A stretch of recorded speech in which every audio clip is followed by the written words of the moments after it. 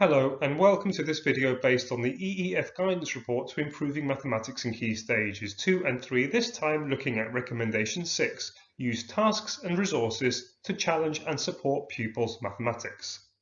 Tasks and resources are just tools. They will not be effective if they are used inappropriately by the teacher.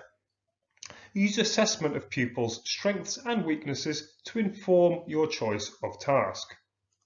Use tasks to address pupil misconceptions and provide examples and non-examples of concepts. Use stories and problems to help pupils understand mathematics. Use tasks to build conceptual knowledge in tandem with procedural knowledge. And technology is not just a silver bullet, it has to be used judiciously, and less costly resources may be just as effective. To summarise, tasks are critical to the learning of mathematics because the tasks used in the classroom largely define what happens there. However, the evidence suggests that the choice of one particular task or resource over another is less important than the way the teachers set about using them in the classroom. Tasks and resources are tools which need to be deployed effectively to have a positive impact on learning.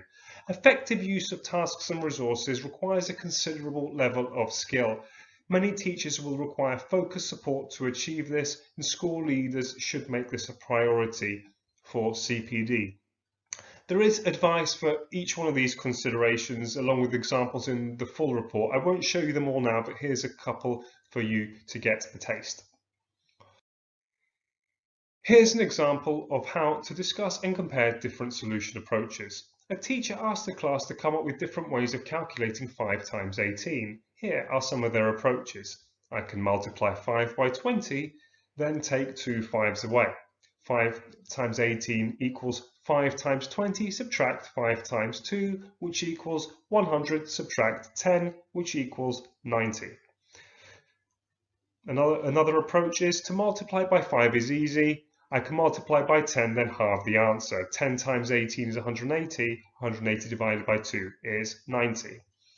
Another approach, 18 is 9 times 2, so I can multiply 5 by 9, then multiply the answer by 2. 5 times 9 is 45. 45 times 2 is 90.